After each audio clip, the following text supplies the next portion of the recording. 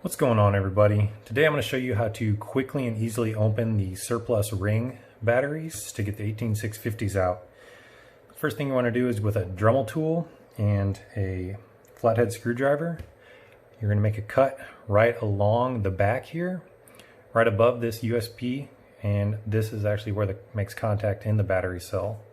So right along the seam, just below it, you're going to. So first, we take the Dremel and run it along the back.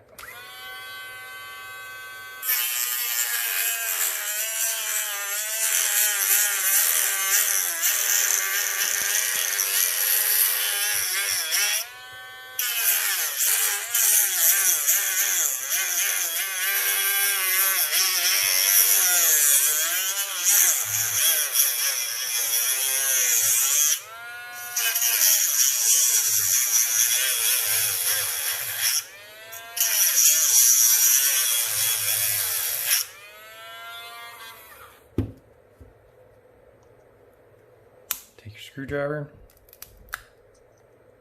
run it along the seam,